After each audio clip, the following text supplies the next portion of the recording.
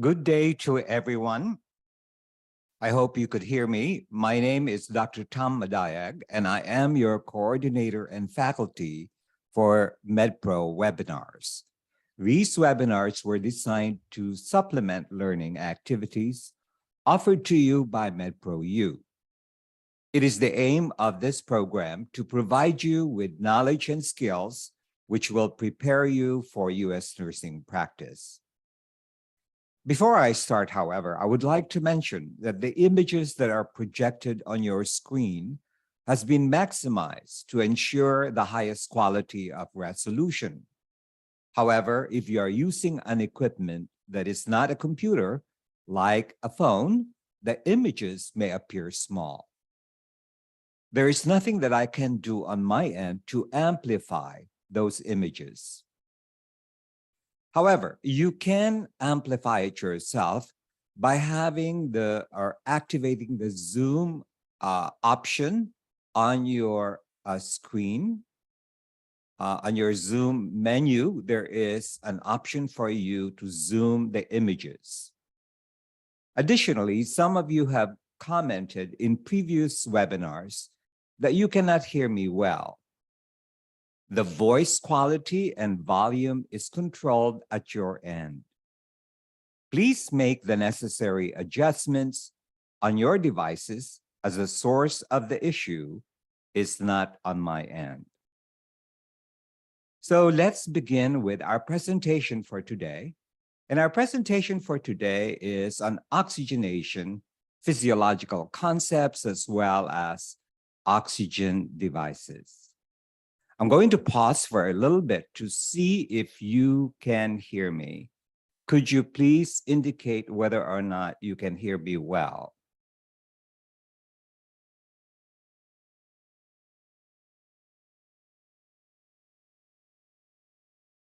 Can you hear me?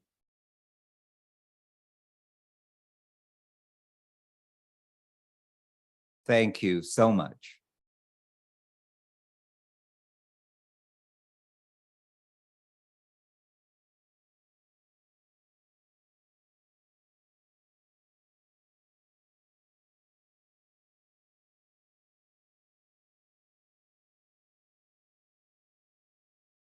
All right, I'd just like to know how many times you have attended any of our webinars.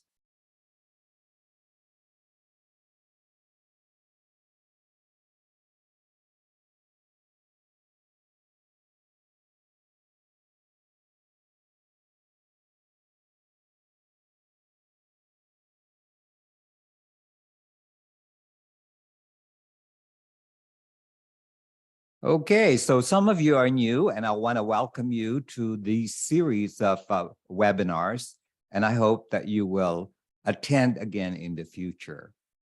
Okay, so let's go ahead and get started with our presentation.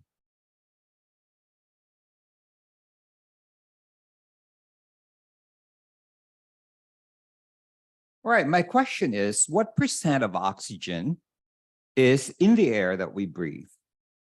This is a very important question in order to lay the foundation of the understanding of oxygenation as well as oxygenation devices.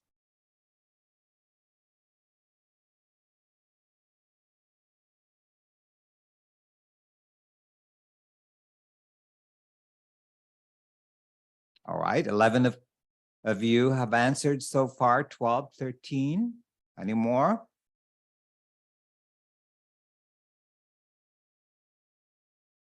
Okay, so I guess everybody answered, and your answers are varied, but anyway, it's 21% to be exact. It's 20.88%. So the air that we breathe is what is known as FiO2, or fraction of inspired oxygen. Okay, so I have another question. What are the other gases that are present in the atmosphere? Can you please type your answers in the chat box?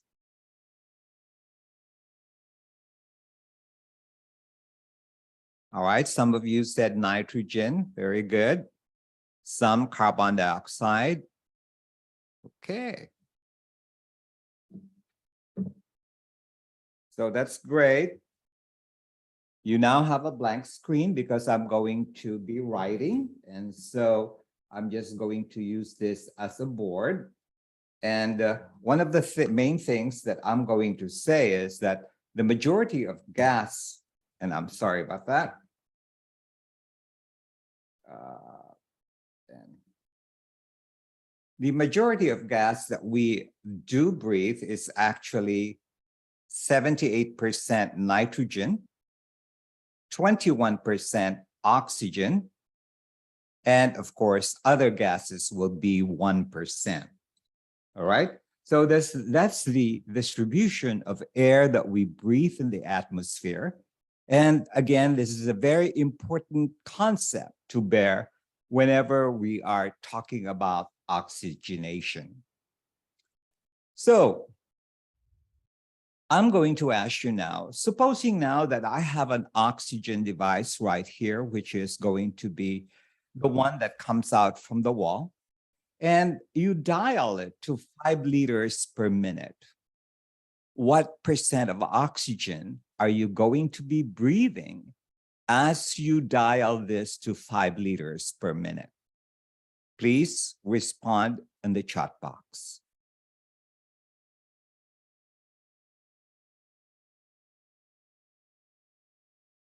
What percent of oxygen are you breathing if I put this dial onto 5 liters per minute? Okay. Go ahead. Great.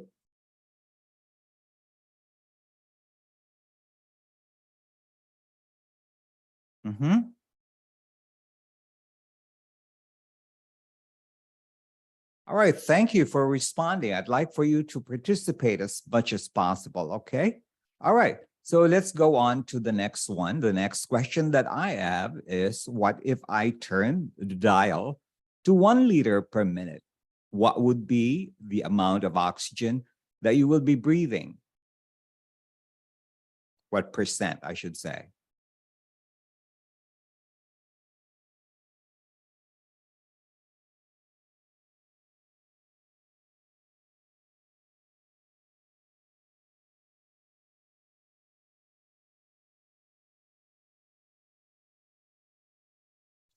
Okay, thank you.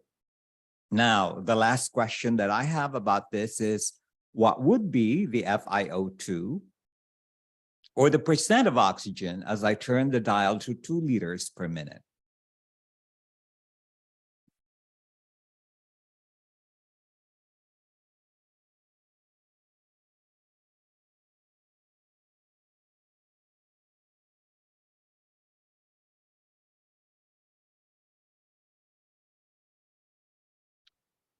Okay, thank you. In my years of teaching critical care, this has always been a concept that is going to be difficult for people to understand. And a lot of times we have misconceptions pertaining to this. And that is the reason why we have this webinar. Now, whenever you are actually turning the dial on this particular device, what's going to come out from here is always going to be 100%. Let me repeat that. Whatever comes out of here is always 100%. And a lot of you have misconceptions that when you turn this to 1 liter, it's going to be 80%. And when you turn this, it would be 90% and so on and so forth. Those are misconceptions. Whatever comes out from the wall is going to be 100%. Okay, so that's the first thing that I would like to emphasize, that whatever you turn the dial to in this particular device on the flow meter, the amount of oxygen that's going to come out, or the percentage of oxygen that would come out, I should say, is going to be 100%. Now, obviously, when a patient breathes, what's going to happen is that it is going to be diluted by many factors, such factors as the mixing of ambient air, for example. So supposing now that this patient is right here, you're giving 100% from the wall, but actually not all of the 100% is going to be absorbed by the patient because it's going to be diluted by the air coming from the atmosphere, as well as the resistance of pressures against this entry of air, which is contained in our respiratory tract. So there are various forces, therefore, that influences the amount of oxygen that eventually the patient will receive. Okay, so whenever we are going to be talking about oxygen now, we're going to always have two considerations to remember. One is the oxygen flow rate, the amount of oxygen that you deliver per liter per minute on the flow meter. And then the FiO2, or the fraction of inspired oxygen, is the percent or the concentration of oxygen the patient inhales. So I hope that I had made that clear. So before we go further, again, you have a blank screen because I'm going to write something. Now I'm going to, oh, sharks. Sorry about that. Let's see what happened here. All right, right there. We had mentioned earlier that we breathe 21% of oxygen that is in the atmosphere, and 78% is nitrogen. Now, what is the physiologic reason why the air is going to be to contain more nitrogen rather than oxygen? What is the purpose of nitrogen? Please answer in the chat box. What is the purpose of nitrogen?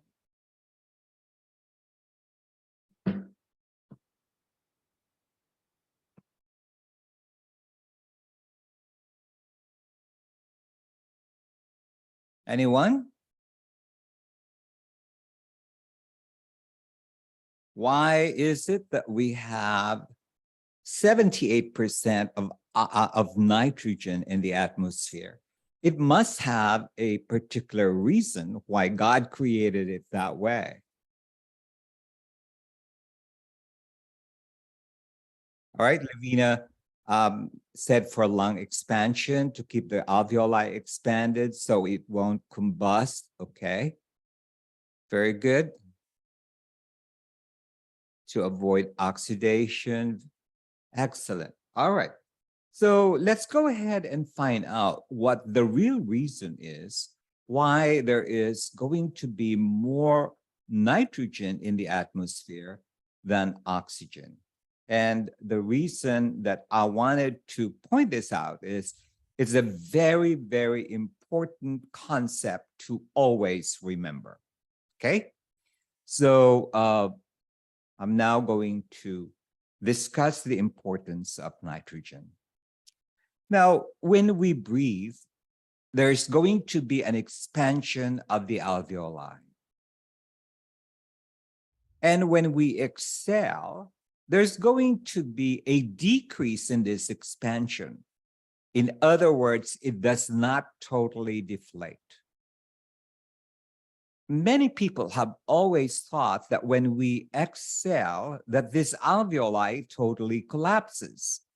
This isn't so. What happens is that there's a partial collapse or a partial deflation of the alveoli for several reasons. And I will tell you the reasons in a minute. Now, the reason why the alveoli does not totally collapse is because of the presence of nitrogen.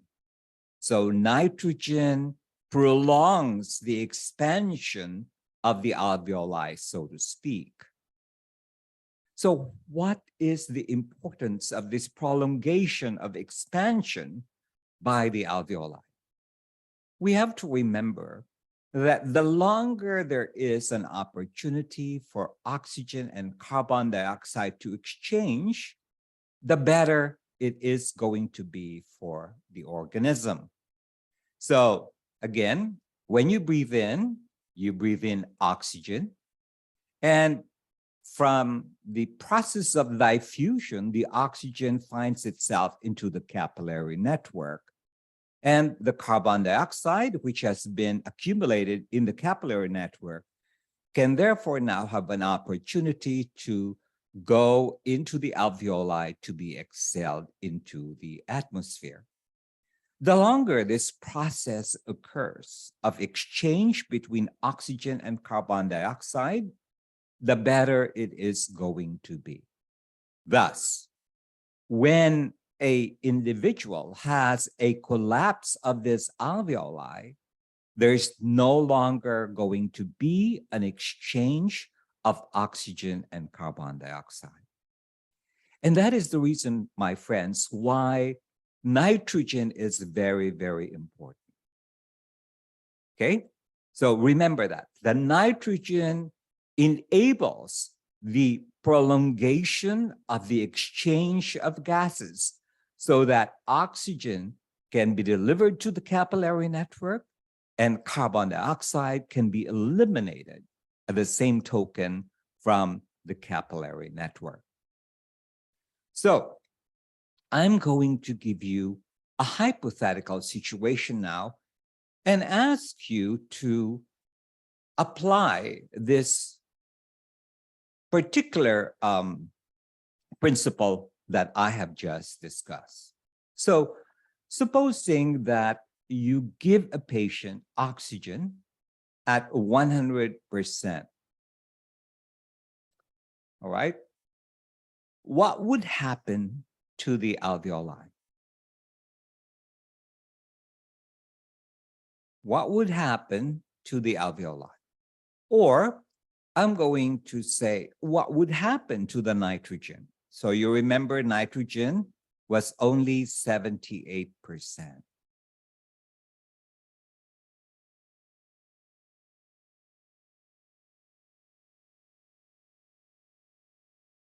It will be displaced. Very good, Michelle. Thank you so much.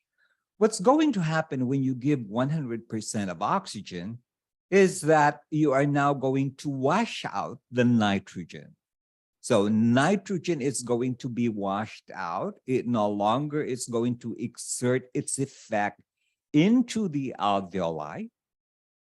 And thus, what's going to happen to the alveoli? The alveoli will collapse, okay? It will collapse because it no longer has the presence of nitrogen to keep it open. So the first principle to behold is that we usually do not want to use oxygen that exceeds 78% for a long period of time because of the possibility that collapse of the alveoli is going to occur when you have this. So now, do you understand why we do not want to give patients with a lot of oxygen, particularly exceeding 78%? Actually, it is believed that if you administer oxygen to a patient at 60%, washout of nitrogen begins. And therefore, the magic mark that we want to avoid is to give oxygen beyond 60%. If we do, then we have to have mechanisms in order to counteract the effect of washing out of the nitrogen.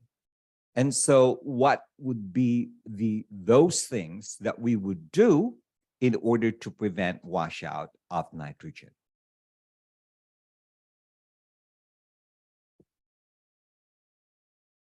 Anybody?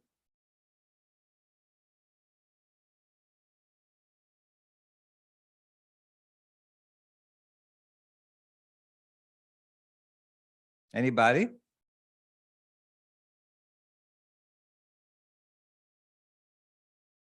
Okay, nobody's wanting to answer. All right. So the influence of nitrogen in keeping the alveoli open is what is known as physiologic PEEP. And PEEP stands for positive and expiratory pressure. So positive and expiratory pressure. So this is what you lose whenever you give too much oxygen. You wash out the nitrogen, and therefore physiologic PEEP will no longer be available. So when we give patients oxygen that exceeds 60% for a long period of time, one of the interventions that we could do is to apply mechanical PEEP. And we could do this by having a patient on a ventilator and exerting the same pressures that nitrogen would be exerting if it were present and not washed out. So is that understood? So the PEEP, mechanical PEEP, that is actually applied to patients who are on a mechanical ventilator is to take the place of physiologic PEEP. And again, the purpose of physiologic PEEP is to prolong the exchange of gases, particularly oxygen and carbon dioxide. So those principles are very, very important to behold in order to understand oxygen devices. And so I began with those concepts because they lay the foundation of understanding various physiologic or various oxygen devices that we use in the clinical setting. Hence, we begin with a discussion of oxygen delivery devices and some of the important implications as far as nursing is concerned. Oxygen delivery devices are used to administer supplemental oxygen to increase the patient's arterial oxygenation. These devices are able to entrain or mix oxygen and air, thus making a final concentration of oxygen, which can then be delivered to the patient. Now, when we talk about oxygen delivery devices, we start talking about either a low flow or a high flow oxygen delivery device. So what's the difference between the two? Well, low flow devices deliver oxygen at flow rates of 8 liters per minute or less. And this flow rate is less than a normal requirement of an adult for inspiration. So therefore, a patient on these types of devices can take a variable mix of room air and delivered oxygen with each breath. Now, in high flow oxygen devices, we have systems that supply a given oxygen concentration at a flow rate that equals or exceeds the patient's inspiratory flow demand. In other words, you are forcing in oxygen. And the other type of system is what's called the reservoir system, such as a reservoir nasal cannula or a non-rebreathing mask. These are systems that incorporate a mechanism of harvesting and storing oxygen during inspiration and exhalation. So we will talk about that. And as you could see, what happens is that when you use these devices, you can attain either differences of concentrations all the way to 100%. So in this discussion, we will look at the devices depicted in this slide. Following its type, there will be questions that will require for you to answer. So let's have fun and let us continue with our first device, and that is the nasal cannula. So a nasal cannula is a low flow device, and I am certain that all of you have had the experience of using a nasal cannula. All right. So I have a poll, however. Let's just give you a poll, slide 12.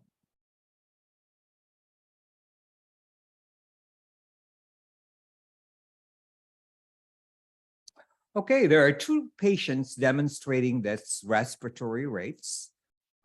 Which respiratory rate will nasal cannula delivery be most effective? Okay, is it either a slow or a fast respiratory rate? So when is it acceptable to start a nasal cannula? Somebody with tachypnea or somebody with bradypnea? All right, so 13%, 14% of you said a slow respiratory rate. And some of you said a fast respiratory rate. Okay, well, let's see. This is the way you answered, or the result of your the poll.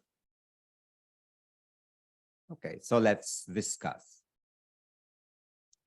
Now, a nasal cannula actually is a device that is effective for prevention of hypoxia. So it might be used for patients who are undergoing minor surgical procedures, for example. But the question here is, which one is it more effective on patients with a slow respiratory rate or a fast respiratory rate? And the answer to that is a slow respiratory rate. The nasal cannula is a typical low-flow oxygen system which provides supplemental oxygen, which is often less than the patient's total minute ventilation. In other words, it does not force oxygen into the patient. It doesn't overcome the resistance of the patient's anatomy. So the oxygen that's delivered by this device will be diluted with air in the atmosphere. And thus, the inspired oxygen, the amount of oxygen that eventually reaches the lungs, is going to be less, despite the fact that you're giving 100% from the wall. Okay? So you gave the patient 100% oxygen, but because of the ambient air mixing with this 100%, it now dilutes this 100%.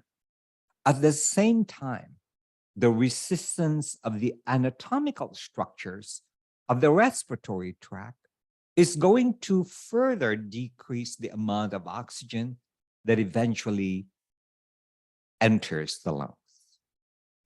So the typical nasal cannula delivers an FiO2 of anywhere from 24 to 44% at supply flows ranging from 1 to 6 liters per minute. So what influences the amount of oxygen that eventually reaches the lungs are the following: the rate of breathing that the patient has, the tidal volume, or the amount of air that the patient can suck, and obviously lung pathology. So remember, the slower the inspiratory flow, the higher the amount of oxygen, or the FiO2, that the patient is going to get. So a humidification device is recommended for flows that's greater than 4 liters per minute. And this is to ensure humidification of the dry inspired gas. So what are the best clinical indications for nasal cannula? Well, These are patients who have relatively stable respiratory patterns, who require low oxygen percentages, or who just need supplemental oxygenation. So whenever we have actually what do you call that? A nasal cannula that's delivered, it's going to be delivering various percentages. 1 liter of flow is going to eventually increase the FiO2 by 24%. Okay? And every liter thereafter is going to increase it by 4 liters. So room air actually is going to be 20.88% or rounded to 21%. If you give 1 liter of oxygen, it's going to eventually provide 24% or 24.88%. If you give 2 liters of flow, it's going to be 28%. So if you give 5 liters, what would that be?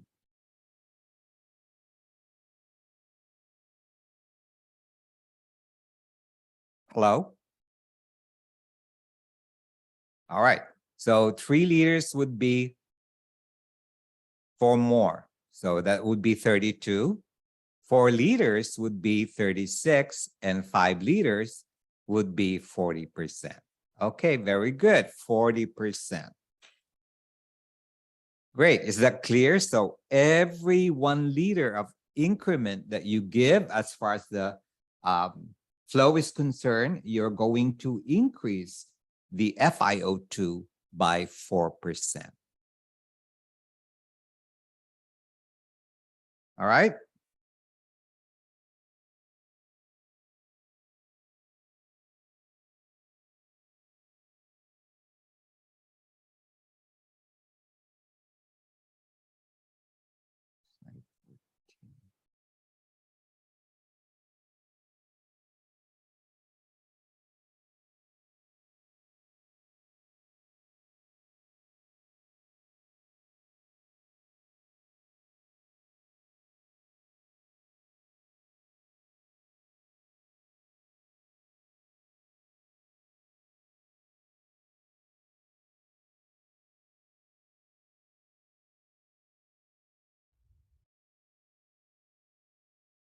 Okay, so some of you said 44%, some of you said 65%, 100%, and so on and so forth. All right.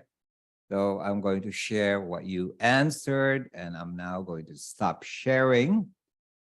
Now, actually, there is no increase in FiO2 if the flow is more than 6 liters per minute. I don't care if you put it to 15 liters per minute, the flow or the amount of oxygen or FiO2 that's going to reach the patient is still going to be equivalent to the 6 liters per minute. And if you remember, 6 liters per minute is 44%. What I'm saying here is that when you give oxygen through nasal cannula, the maximum amount of oxygen or FiO2 that the patient can achieve is going to be 44%. Why is that? Well, because of the fact that there's going to be limitations that are going to be exerted by the device itself, as well as the anatomical structures of the patient. Okay, so this is something that I always observe in the clinical setting. A patient is on 2 liters per minute of oxygen. And then what's going to happen is if the patient goes into shock, for example, or is deteriorating, nurses will often put the oxygen to 15 liters per minute. It will not do any good to the patient. The reason is you're only going to be maximally giving the patient only 44%. All right? So please remember that principle. Okay. I forgot to get a poll. And one of the things that I'm going to ask you is it okay to give a patient with COPD oxygen that's greater than 2 liters per minute?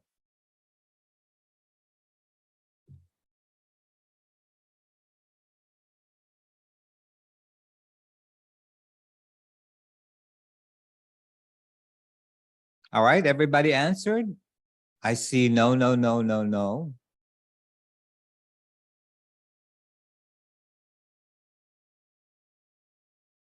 Okay. So one of the series that I have is also evidence-based practice in nursing. And it has been found out and debunked the old idea that when you give a patient more than 2 liters of oxygen, that it knocks off their hypoxic drive. We have found by research that this is not really true. And therefore, the new idea here is that anytime that you have a patient with COPD, you can give as much oxygen that is necessary to maintain an O2 saturation of 90% or an arterial oxygen of 94%. So it has now been debunked. Remember that? The new science recognizes the old thinking that oxygen, if it is more than 2 liters per minute, is going to knock out the hypoxic drive. Research have demonstrated that actually patients breathe more than what is the basis of breathing of patients is not only the hypoxic drive, but other factors as well. Okay? So remember, it is okay to give as much oxygen to a patient with emphysema or COPD. The criteria is to maintain the O2 saturation at around 90% or O2 saturate, arterial oxygen saturation at 94%. All right? So that's debunked. Before we depart nasal cannula, are there any questions about this device? Or any of the concepts that we have discussed so far?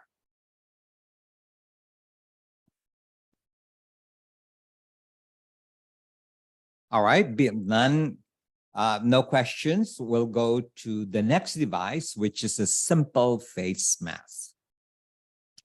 I'm not going to insult your intelligence, and that's not the intent of these classes, but I'm going to ask you questions relative to this particular device. Now, it's a simple face mask, and this mask can deliver higher flow rates than a nasal cannula, and you can actually achieve an FiO2 of 35 to 60% using an oxygen flow rate between 6 to 10 liters per minute. This is considered to be a low delivery system like a nasal cannula. So it consists with a face mask that fits over the nose and the mouth, and there are open side ports, as you could see over here. My pointer. As you could see over on the side, right over here, there's going to be side ports. And the purpose of these side ports is to allow air to enter into the face mask to dilute the oxygen that is being delivered through here. And of course, it also allows the escape of air, of carbon dioxide. So it does not have any valves at all to limit the flow of air. Having a mask over the face theoretically increases the size of the oxygen reservoir that beyond the normal anatomic reservoir, and therefore we can achieve a higher FiO2 compared to the nasal cannula. However, the FiO2, the amount of oxygen that is eventually delivered or inspired, will vary depending on the patient's inspiratory flow rate, the depth of breathing, and of course, the fit of the mask and the patient's respiratory rate. So when do we use this device? Well, patients who are mouth breathers, for example, are going to be good candidates for a oxygen mask. Other factors might be patients complain sometimes of irritation in the nose, and therefore this would be a device that would be appropriate for them. And of course, sometimes patients just prefer to have a face mask rather than a nasal cannula. So a face mask allows oxygen delivery either to the nose or to the mouth. So therefore, it's suitable to the nose, for nose and mouth breathers as well. All right, let's have another poll.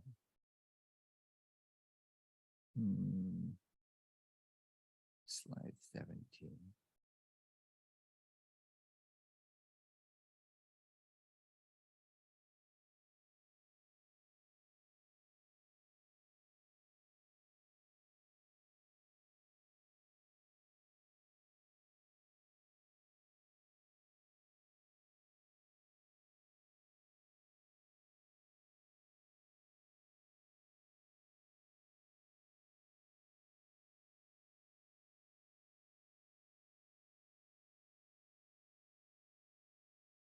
Okay, I'm going to share the results so you can see how you all responded.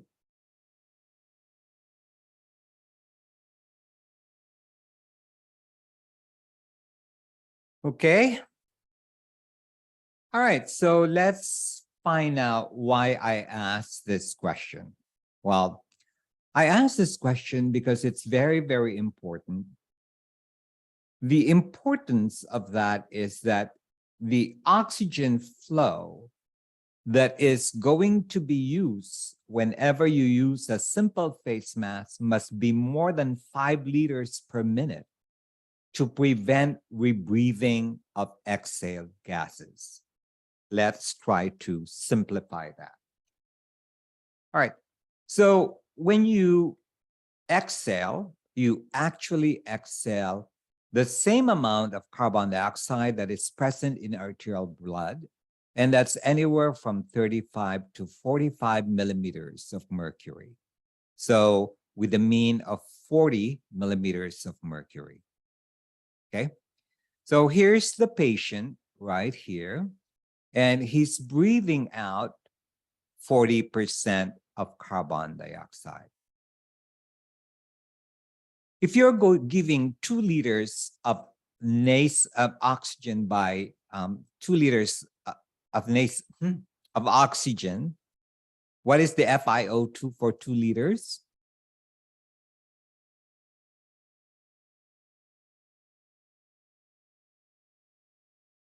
Hello, if you're giving oxygen at 2 liters, what is the percentage? 28%. Okay.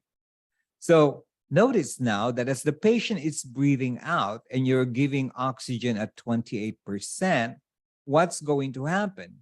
Well, the 28% is not going to enter. Actually, when there is a mask right over here, what's going to happen, therefore, is that the carbon dioxide will accumulate inside the mask because you're not washing it away, because the oxygen that you're giving is merely only 28%. Thus, what's going to happen if you give less than 5 liters of flow is that you cannot counteract the 40% of carbon dioxide that's coming out. Okay? Because what is 5 liters?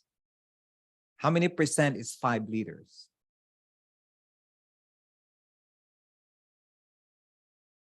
40%.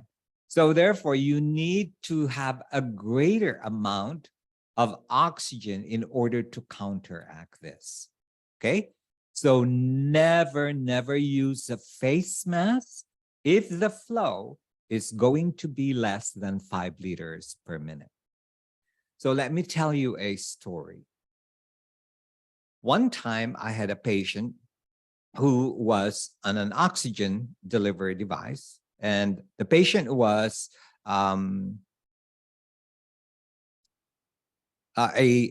chronic lunger. But anyway, during lunchtime, after lunchtime, the wife of the patient comes to me and says, "Tom, could you please check on my husband?" And I said, "Yes, what's the problem?" "Well, since lunchtime, he has been so sleepy, I could not wake him up."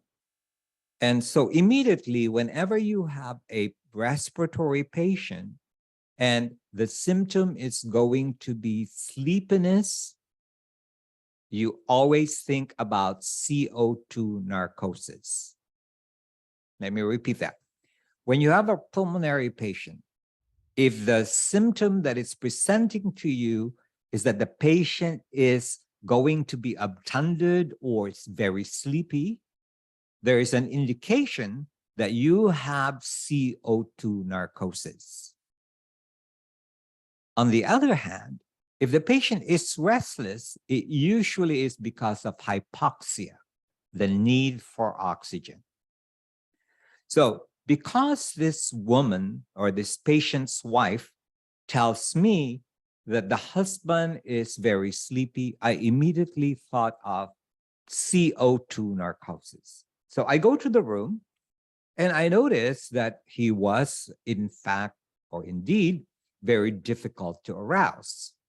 And I look at the oxygen device that he had, and initially the oxygen device was, the patient was on a nasal cannula.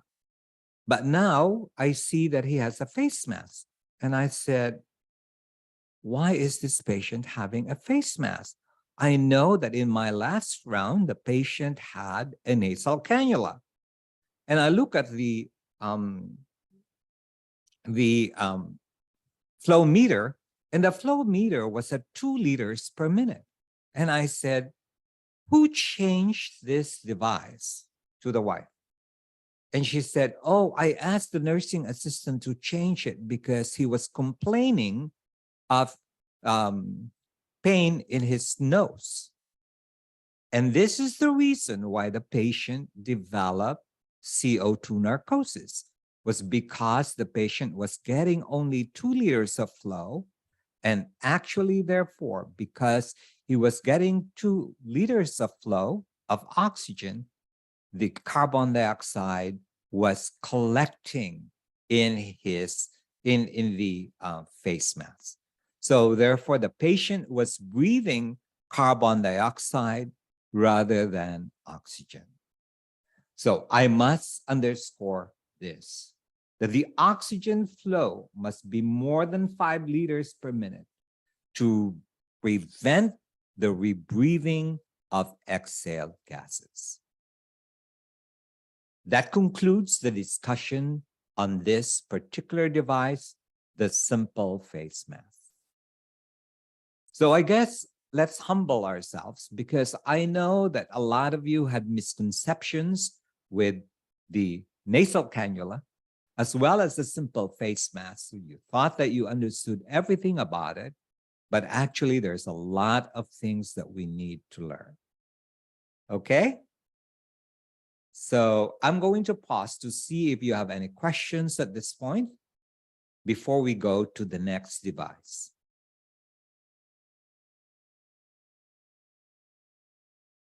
If you do not have any questions, please type no. So that, okay, thank you.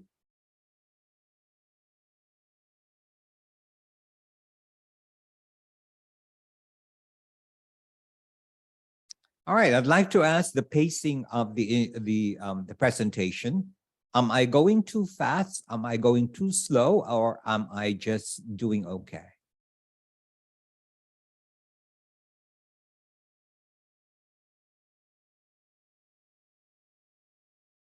Okay, thank you so much. Let's go on to the next device.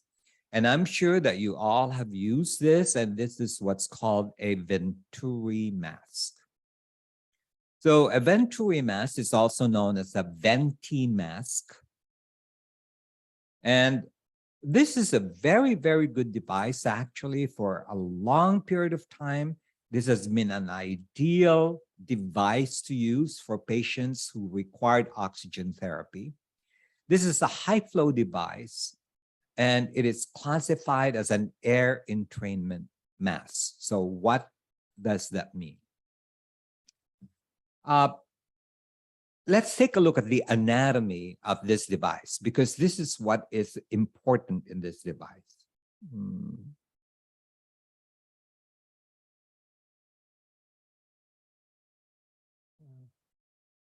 Okay. So do you see the opening of the device right over here? So there are openings to the side. And the purpose of that is this is going to be the entry of air from the atmosphere. So this is going to be the holes that would deliver the 21% of oxygen from the atmosphere. So the oxygen coming from the flow meter is how many percent? 100%. And the flow that's going to come from here is going to be dependent on how wide the openings are of this particular devices that is used with the Ventimask. So I'm going to zoom in right here on the image. As you could see, the openings become smaller. Okay? They become smaller. So a Venturi mask mixes oxygen with room air, creating a high flow enriched oxygen of a desired concentration. It actually provides an accurate and constant FiO2. This is despite varied respiratory rates and tidal volumes of the patient. You must set the O2 flow and the air entrainment port correctly to achieve the desired FiO2. So whenever you have this device, you usually have all these adapters in place. And as you could see right over here is 24%. Then it becomes 28%, 31%, 35%, and so on and so forth. The smaller the opening, the greater the FiO2 is going to be. So this particular device are going to be able to deliver oxygen from 24%, 28%, 31%, 35%, and 40% oxygen, as well as 60%. And this is often employed when the physician or the provider has a concern about CO2 retention or when the respiratory drive of the patient is inconsistent. We do not actually use humidification with these devices because obviously it's going to interrupt with the pressures that are going to be eventually delivered to the patient. So this is often utilized in patients with COPD. And because of the high fresh gas flow rate, the exhaled gases are rapidly flushed from the mask via these holes. So there's no rebreathing and there is no possibility of increasing what we call dead space. Okay. So one of the questions that I'm going to, one of the features that I'm going to tell you is that these holes serves a purpose, therefore. And thus, whenever you see these holes, you should never occlude them. What is going to happen when you occlude them?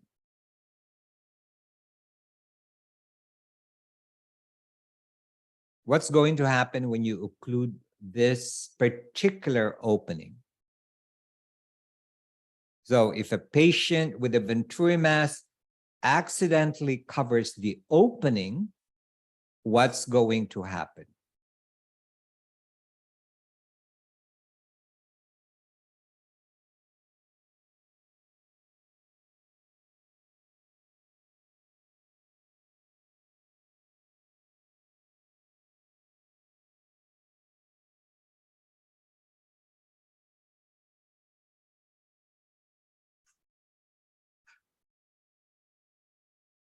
All right, I'm disappointed.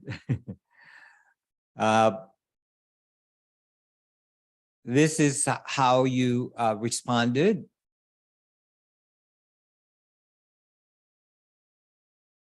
Okay, so let me tell you why I'm disappointed. You remember the purpose of these openings right here? The bigger the opening is, the more air from the atmosphere is going to mix with the oxygen that's coming out from here. And thus, what's going to happen is that if you close these openings, you will increase the amount of oxygen that the patient is getting. So the patient, if he was receiving 24%, might realistically, if you close this opening, be getting 100%. Do you understand that now?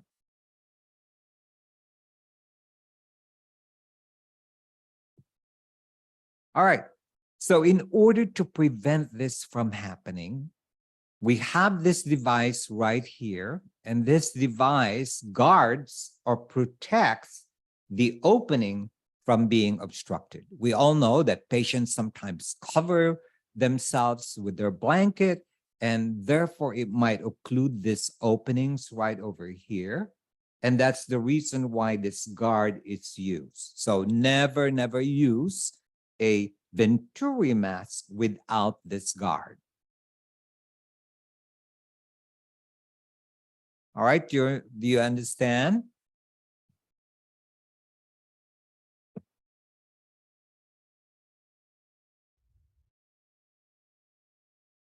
Okay, any questions?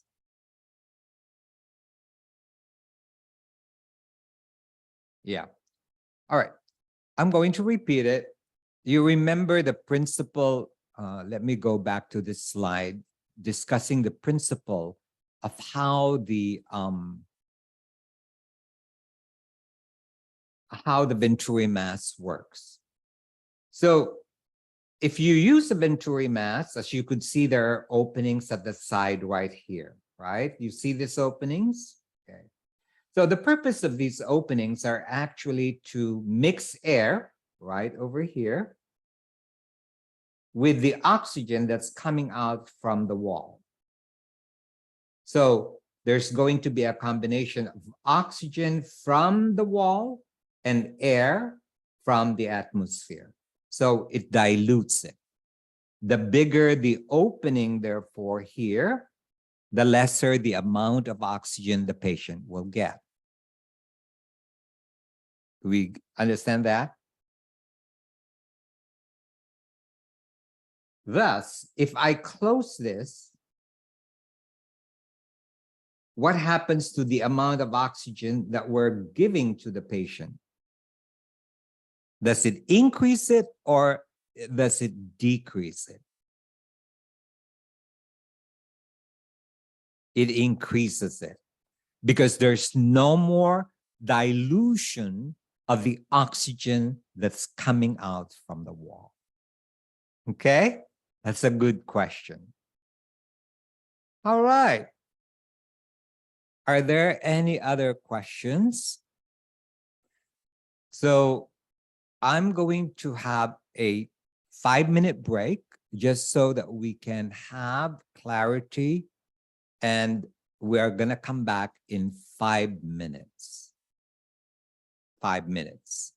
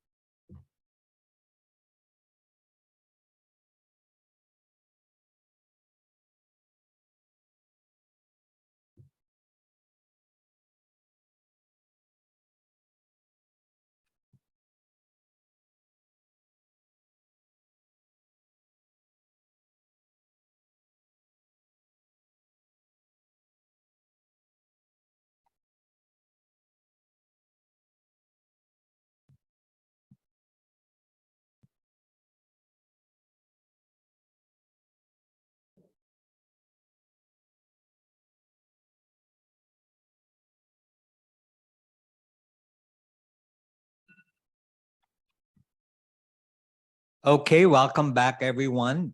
Before we went on a break, there was a question on the flow rate for the Venturi mask. And so I'm going to respond to that question. So let's go back to the Venturi mask image over here. And what I'd like to do is to zoom on this particular area right over here. So do you see this? It says if the FiO2 that's required is 24%, then the flow rate is 2 liters per minute. It's going to be indicated in the adapter itself. So if the physician orders Ventimask by 31%, then you would know that you would use this particular adapter and it would be 6 liters per minute. Hold on, let me just mute everyone. There you go. All right. So it will be indicated in this particular areas right over here. Okay. So if it's 60% is the order, then the amount of flow that you will get or be delivering is 15 liters per minute. All right. I hope that clarifies that particular question.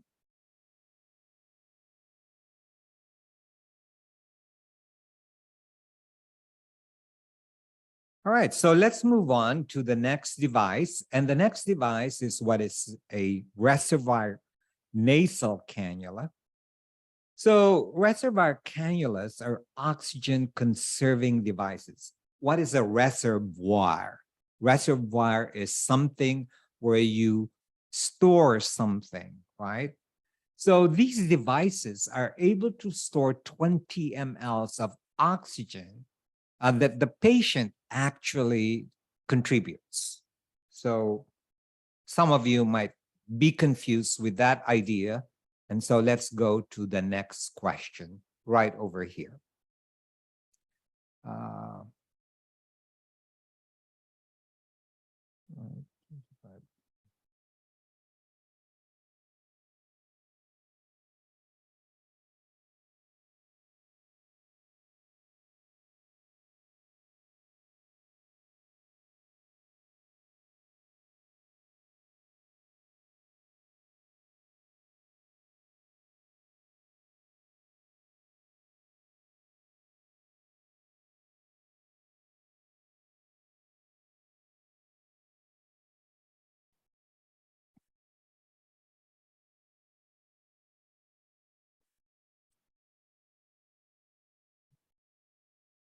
Okay, this is how you responded.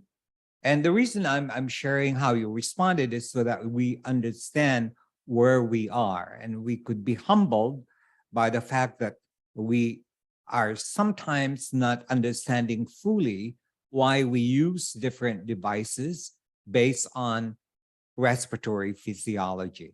Okay, so I'm now going to stop that and notice this. All right, whenever we breathe, actually the oxygen that comes in over here is going to go over here. And then these are the acinar units, right over here are the acinar units. This is where oxygen is actually going to be absorbed. And thus, what's going to happen is this particular areas right over here actually participates in respiration or the exchange of oxygen and carbon dioxide. The areas that are not within the acinar units, and so these are the areas right here, actually are what we call dead space. Dead space. Meaning to say that the amount of oxygen that is actually in here, in these dead spaces, are not absorbed. All right. So when you breathe or exhale, actually, the first third of expiration that is going to come out is actually oxygen first. So the first 1/3 of expiration is oxygen rich. The amount of air that is going to be in the physiologic dead space is approximately 150 cc's. And thus, we can take advantage of the amount of oxygen that's stored over here to collect it so that the patient can use it in the next cycle. So that is exactly the purpose of a reservoir system. The reservoir system is able to collect the oxygen that comes out of the physiologic dead space and collects it right over here so that we do not have to deplete the amount of oxygen that's in the tank. And this is ideal for patients who are on chronic use of oxygen. So having this additional reservoir allows for a higher flow rate to be delivered. Oxygen is therefore conserved because the patient can breathe a higher concentration of oxygen without having to increase the flow from the tank. So in this particular device, this is what is called an oxymizer. So how many of you have seen an oxymizer as pictured in here? Let me picture it right here.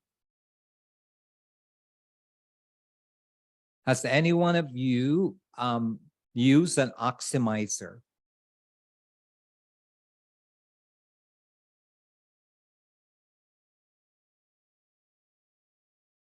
All right.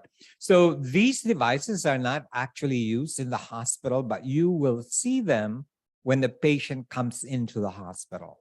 Okay. So usually when patients are chronic users of oxygen, they have this oxymizer. And so the purpose again of this particular oxymizers are they're going to harvest and store the oxygen that the dead space has.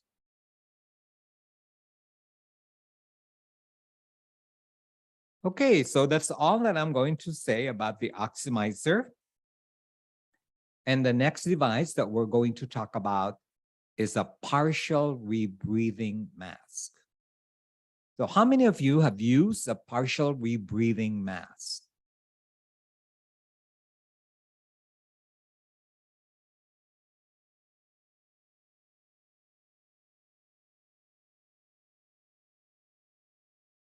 All right, great. So a lot of you have had experiences with the use of a partial rebreathing mask. So let's analyze this particular device and look at the anatomy of it or the construction of it to see why is it going to be useful and what is it used for. So this is another type of a reservoir device. So again, reservoir meaning to say that you're collecting oxygen. It consists of a simple face mask with a reservoir bag. It is similar to a simple face mask and a non-rebreathing mask. It can be considered a step up from a simple face mask and a step down from a non-rebreathing mask. Okay, so late. Parang natin fila butterflies. Okay, there's another. Please make sure that you mute yourself. All right. Thank you. So this is the picture of a partial rebreathing mask. It has a bag, and this bag is the one that harvests the oxygen from the patient. Bill. Oh, Laura, oh. Okay, I muted them again. All right. So this bag is the one that collects the air that comes out from the anatomical dead space. It also is going to mix with the oxygen that's coming from the wall. And it has a what do you call that? A one-way valve. Yeah. Dong Okay. NMD, oh, gagi Oh, specialty man pediatrics. hello. Siguro sumo. Okay. I keep muting them and I'll keep unmuting. All right. So where was I? Okay. So the purpose of a partial rebreathing mask is to reuse the oxygen from the dead space. So as the patient breathes out or exhales, there's going to be a valve that allows that exhaled air to come over here. And it only allows the first third of expiration for it to go into this reservoir. Because you remember the first third of expiration is oxygen rich. All right. And it has one two-way valves. The valve is located right over here, right over here. It allows for the air to go in over here and closes after 1/3. And then, of course, it allows it for the air to go in, out as the patient inhales. Okay. So this device is designed with this two-way valves, which is located right here. Do you understand the purpose of those valves? So this device is actually a high flow delivery device, and it can deliver up to a concentration of 70% oxygen. So if a patient is in distress, notice that we are not going to use a nasal cannula or a face mask because that's not going to do anything. So we can do a partial rebreathing mask because that it has the ability to give oxygen up to 70% of concentration. This could be accomplished with a, what do you call that? A flow rate of 6 to 10 liters per minute. Okay. All right. So there's another device called a non-rebreathing mask. And a non-rebreathing mask is similar to a partial rebreathing mask with a few design alterations. What we have is it has a two-way valve, a valve, and the valves for a non-rebreathing mask are now included in the face. Just change the color. Right over here, and also over here. Okay? The purpose of this valve right on the mask itself is to prevent ambient air from coming in, but it allows the air to go out. So it's a one-way valve on the face mask. Is that clear? So there is an additional valve on the mask itself. And this is a one-way valve. It allows for exhaled air to exit, but it prevents the ambient air from going in. Okay? So there's different observations then that actually differentiates a partial rebreathing mask from a non-rebreathing mask. The most significant is that in a rebreathing mask, we're going to rebreathe the oxygen that came from the anatomical dead space. In a non-rebreathing mask, there's not going to be any recycling of oxygen that came from the dead space.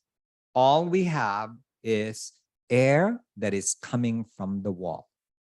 So in essence, the patient is breathing pure oxygen. Is that understood?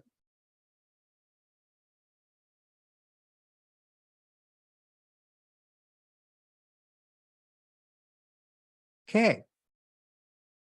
So a non-rebreathing mask is actually in the past, before we intubate a patient, this was the ideal oxygen device that we would use, a non-rebreathing mask. So I'm going to repeat it.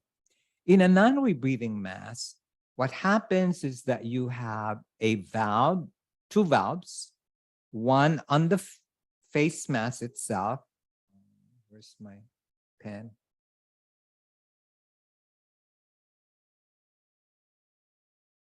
Okay, so right over here,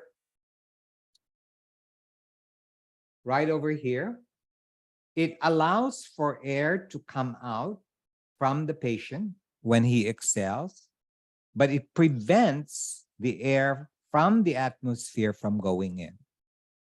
Okay, so do you understand that first of all?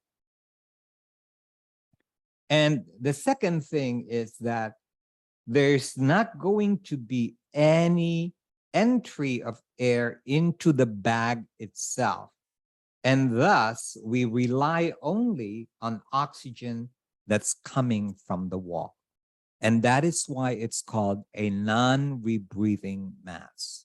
So this is a high concentration oxygen mask with a reservoir bag, and it has a one-way valve that allows oxygen to be delivered to the reservoir bag during expiration and minimizes air entrainment during inspiration, therefore providing high oxygen concentration. So that's the difference between a non-rebreathing mask and a rebreathing mask. Okay. So in a partial rebreathing mask, we recycle the oxygen that comes out from the anatomical dead space. In a non-rebreathing mask, we do not have any recycling. And that is why it's called non-rebreathing. Understood? Is that clearer now? Okay, great.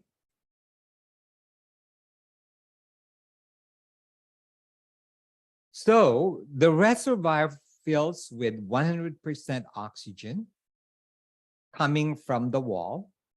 The patient inhales from the reservoir, and the one-way valves in the mask right here prevents the air from entering, and it allows for the air to come out as the patient exhales. Okay? So this is a device whenever you have an urgent need for oxygenation that would be appropriate. Don't use a nasal cannula, don't use a face mask, don't use a Venturi mask, rather use a partial rebreathing mask or a non-rebreathing mask. These would offer greater concentrations of oxygen. Obviously, if this doesn't work, then we go to BiPAP, and then eventually we would intubate the patient.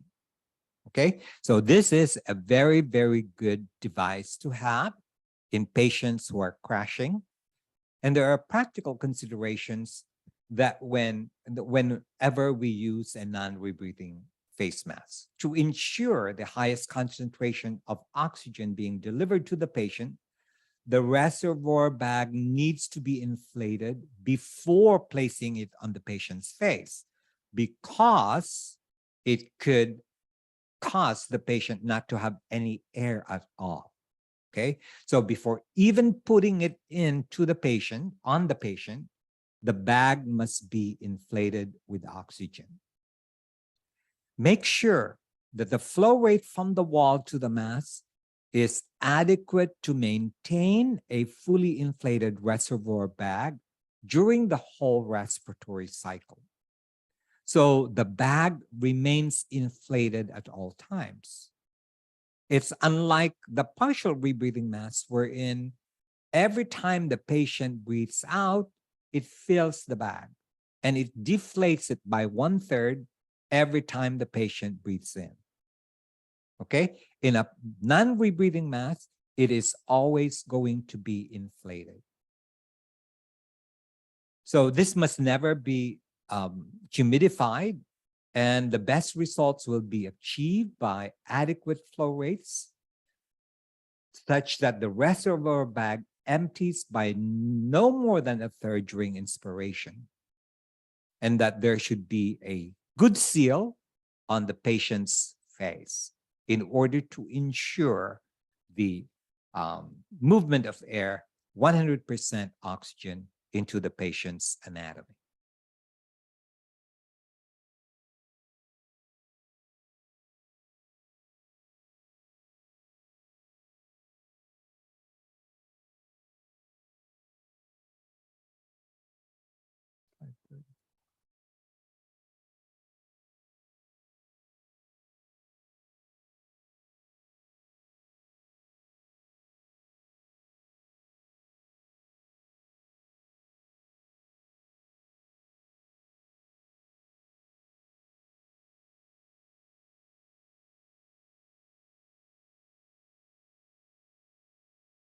All right, where's the two-way valve located in a partial rebreathing mask? Is it port A or is it in port B?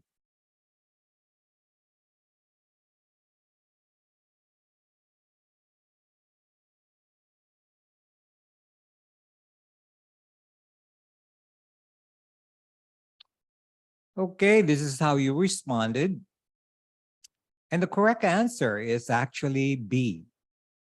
All right. In a non-rebreathing mask, you have a valve in A as well as in B. But in a partial rebreathing mask, you only have a valve in letter B. Okay? All right. Are there any questions as far as a non-rebreathing mask?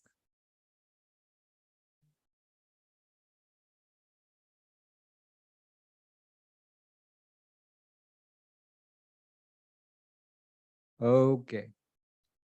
When you arrive in the United States and you start working here, why isn't it humidified? Okay. That's a very, very good question. Thank you very much for raising that question. So whenever we're using these devices, what's going to happen is that when you have water vapors like this, and you have oxygen, what's going to happen is there's going to be resistance that is going to be exerted by these water vapors. And therefore, we don't humidify. If you want to provide 100% of oxygen or greater concentrations of oxygen, you will not humidify it. Okay? And that's the reason for it.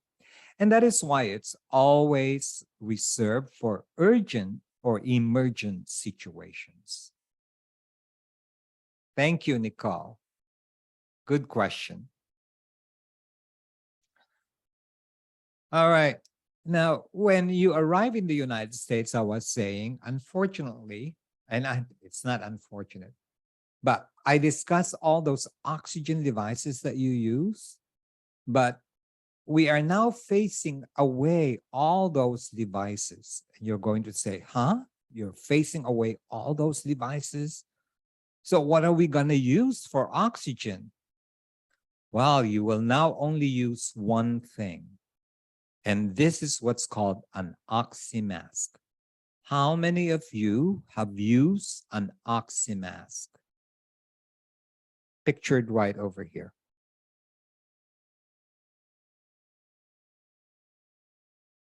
Never, okay. All right, and that's why we're having all these webinars so that you are going to be introduced to this particular things. All right, so what is this Oxymask? This device is a new face mask for oxygen delivery that uses a small diffuser. And this is the diffuser right over here, and I will talk about the role of the diffuser as well as the pin. The mushroom-shaped pin, this one right here, redirects the flow of oxygen, and the triangular diffuser refines the shape of the oxygen and refines the vortex or the vortices of the oxygen, directing it towards the patient's nose and mouth. So let me repeat that again. If you're giving a patient oxygen and you're going to narrow the flow or the vortex of oxygen to direct it straight into the nose and the mouth, then that means to say that you're efficiently providing a greater amount of oxygen to the patient. This reduces the bulk oxygen consumption actually by allowing a higher FiO2, yet having a less oxygen flow. So higher concentration, but lesser amount of flow. This revolutionary open mask actually can deliver oxygen concentrations from 24% to 90% FiO2 with flow rates from 1 liter to more than 15 liters per minute.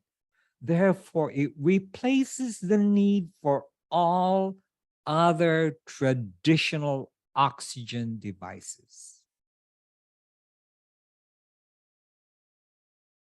So when the patient inhales, oxygen flow is mixed with room air drawn in through the mask openings right over here. As you could see, the mask openings, similar to a face mask. The extent of mixing of the air from the atmosphere with the delivered oxygen, again, would depend on the mechanics of breathing that the patient has. Now, this particular device, and I'm going to go to the next screen, actually can take the place of a nasal cannula. It could also take the place of a simple face mask. It could take the place of a partial rebreathing mask or a non-rebreathing mask. And because storage of many, many oxygen devices complicates things, this particular device replaces everything. And that is the reason why I said that when you come to the United States, you might not see a nasal cannula anymore, because you could use this mask or this Oxymask to take the place of a nasal cannula. Now, the other ideal thing about this Oxymask is actually, you notice this big openings in the face and the mask? It allows for the patient to be able to communicate, to maintain their nutrition. They can continue drinking while still having the oxygen device on their face. And therefore, it is it is more palatable for patients, particularly if they have a sense of claustrophobia with all the other devices. Okay? So this is the Oxymask, and it would still provide you with the same physiologic principles as a nasal cannula, a simple face mask, a non-rebreathing mask, or a partial rebreathing mask. Okay? All right, and the next and the last one is a high-flow nasal cannula. And I know that a lot of you have utilized this during the COVID, well, particularly during the acute stage of the epidemic, the COVID epidemic. How many of you have utilized a high-flow nasal cannula?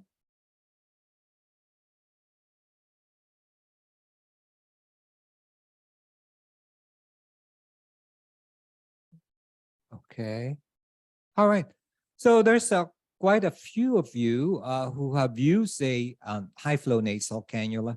This is a relatively new oxygen delivery device.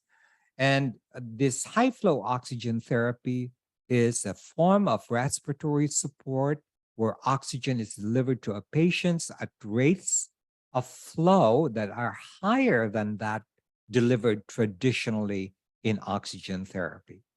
So, what is behind the success or the utilization of a high flow nasal cannula? Well, it usually is delivered using a blender, as you could see in the illustration over here, connected to a wall outlet, uh, a humidifier, a heated tubing, as well as a nasal cannula, which are independent of the patient's inspiratory flow demands. This high flow oxygen system can provide oxygen concentrations at a flow that equals or exceeds the patient's inspiratory flow, meaning to say that it could actually force oxygen, and this amount of oxygen is going to be high, and thus this is going to be a very, very effective system to deliver exact FiO2s. The other good thing about this oxygen delivery device is the humidification of air. The constant flow of humidified and warm air improves gas exchange and therefore reduces the work of breathing.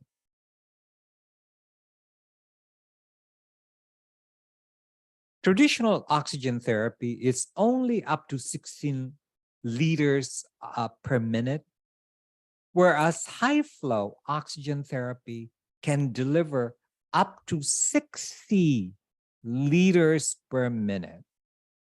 So just imagine there's going to be greater amount and concentration of flow that could be delivered to the patient. Thus, we could achieve a 100% oxygen FiO2. And there are several advantages. High flow washes out carbon dioxide in the anatomical dead space, and therefore it is going to avoid rebreathing of carbon dioxide, which leads to an improved oxygenation. Because the gas is warmed to around 37 degrees centigrade and completely humidified, what happens is that the cilia, the mucociliary functions remain good, and the patient reports little discomfort. So, in summary, the physiological outcomes of the use of this device reduces respiratory rate. And if you do reduce respiratory rate, what's going to happen? You reduce the work of breathing. There's also going to be a reduction of carbon dioxide because you wash off the carbon dioxide, and the humidification of the warm air facilitates the cilia functions and therefore mucus clearance. And the overall, therefore, effect is going to be improved oxygenation. So those are the devices that we use to deliver oxygen.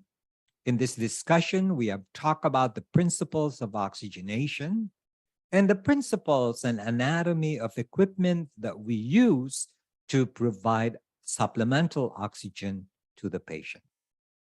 So I'm now going to pause to see if you have any questions about it before we go to our next part of our presentation, which is going to be a game called Kahoot. All right. So are there any questions that you might want to ask at this point?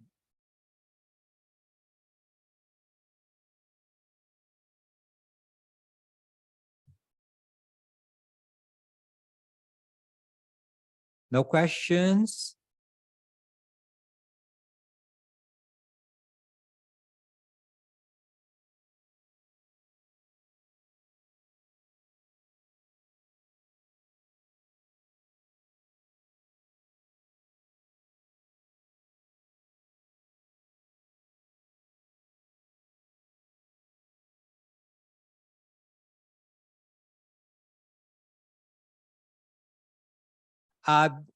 The Oxymask does not replace the high flow nasal cannula, unfortunately, but it can replace all the others. Thank you, Eileen, for asking that question.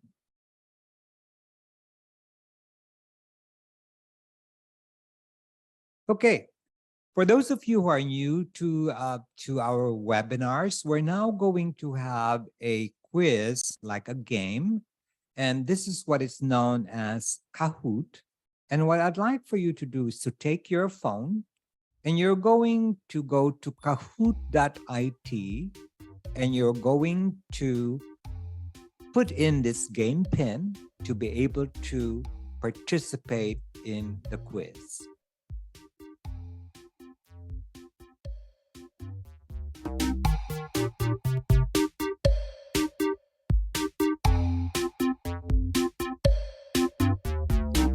If you're not able to join for some reasons, mechanical reasons or technical reasons, then you just remain and watch how the game is played.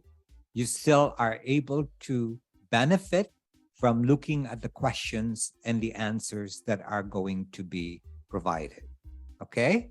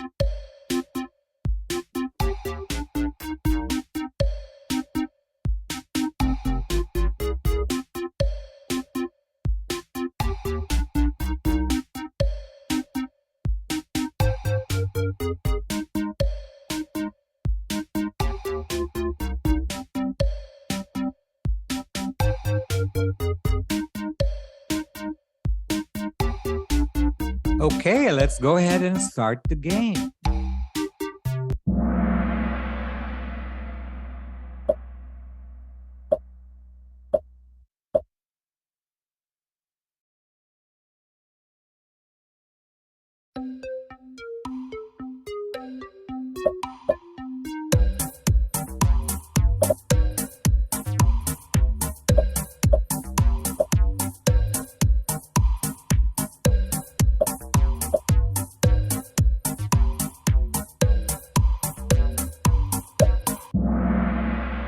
All right, I'm glad that everybody got that correctly.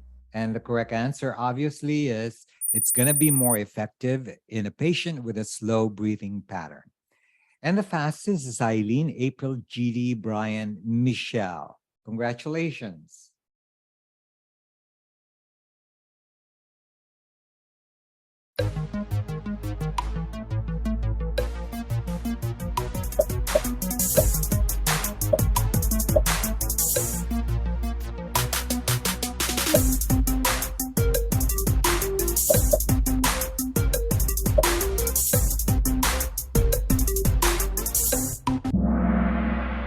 Okay, so unfortunately, again, everybody is still confused. Remember that regardless of how much we set this, what always comes out is going to be 100%. So if you put it at 1 liter per minute, it still would be 100%. If you put it at 15 liters per minute, it still would be 100%. Okay? So there's only one person that got that correctly, and that is April. Congratulations.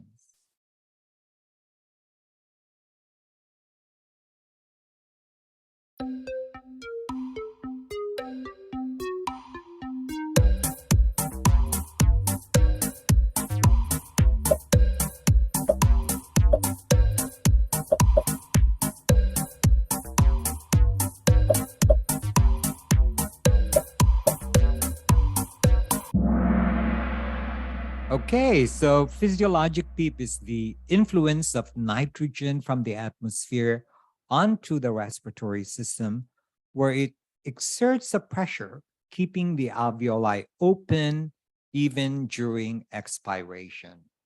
So let's see how, sorry about that.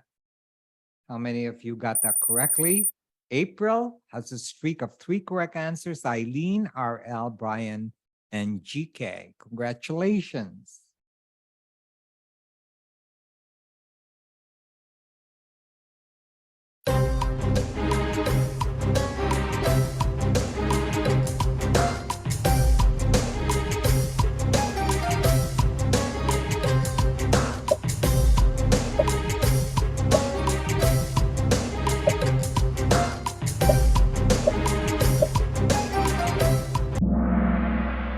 Okay, when you give oxygen that is greater than 70%, the likelihood of you washing off nitrogen is going to be very high. And therefore, it will result in alveolar collapse, and it will result in a condition known as acute respiratory distress syndrome, or ARDS. Okay? And I see that only one person got that correctly. So let's see again. It's April. Congratulations. Let's move on to the next one.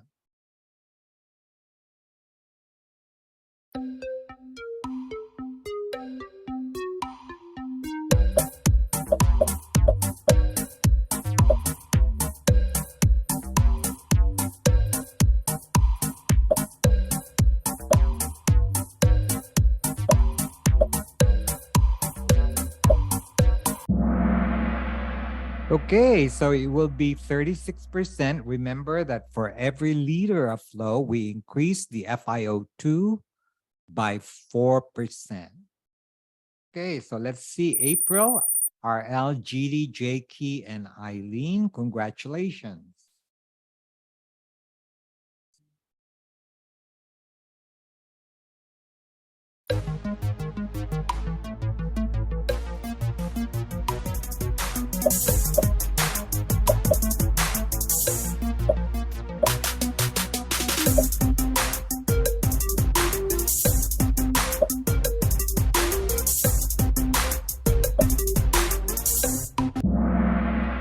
Okay, a lot of you got that correctly. Remember that we should never give a flow rate of less than 5 liters per minute. It should be more than 5 liters per minute in order to prevent CO2 from accumulating in the face mask. Okay, so let's see. Again, GD has a streak of 3 correct answers in a row. Congratulations, April, RL, Eileen, and Brian.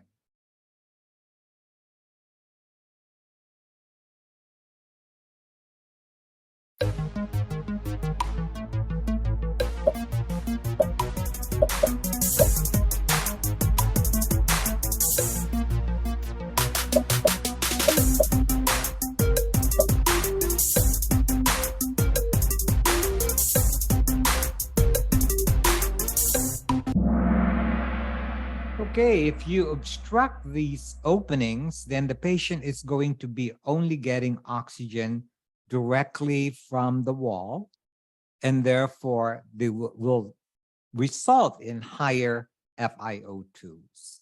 Okay, and so let's see. April, RL, GD, Eileen, and Brian, congratulations.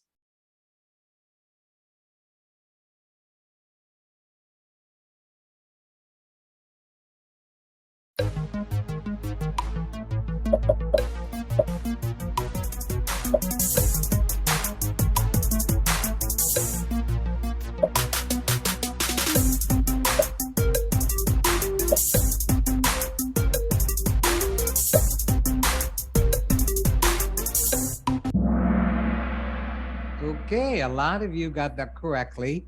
In a partial rebreathing mask, the valve is located in letter B. In a non-rebreathing mask, it's both going to be in A and B. Okay, and so let's see who got that correctly. Congratulations, GD. You have a streak of 5 correct answers. April, RL, Eileen, and Michelle. Congratulations.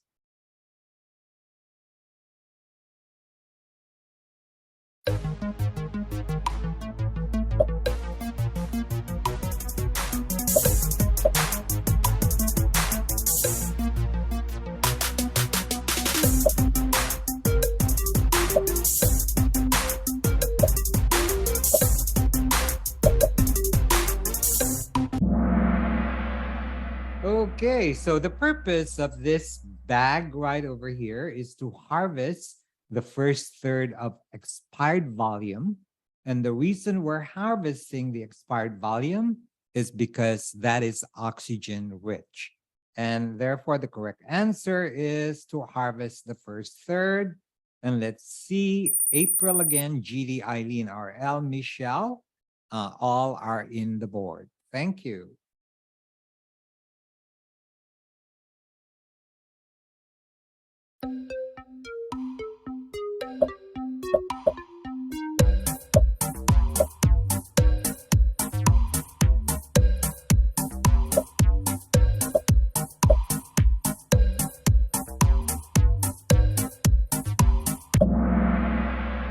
Okay, so this Oxymask can actually deliver up to 15 liters only. And that is why it cannot take the place of a high flow nasal cannula, because in a high flow nasal cannula, you can have as much as 60 liters per minute of flow.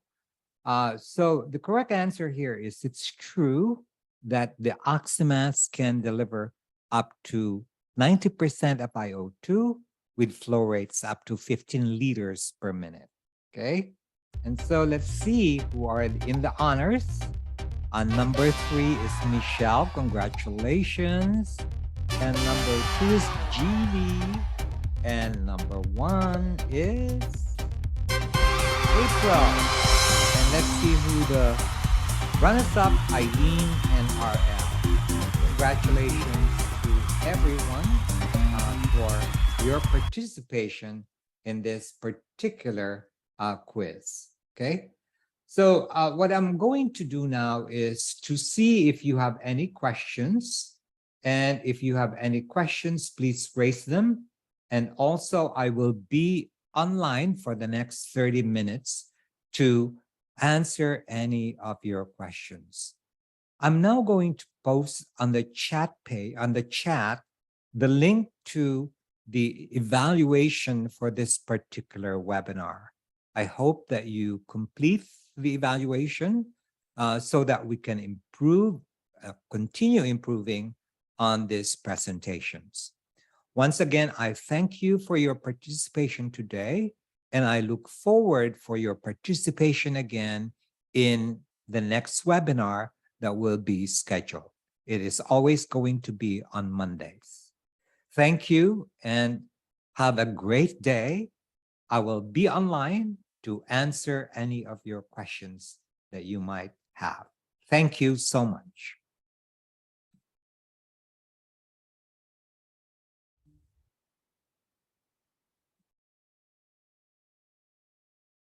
Thank you.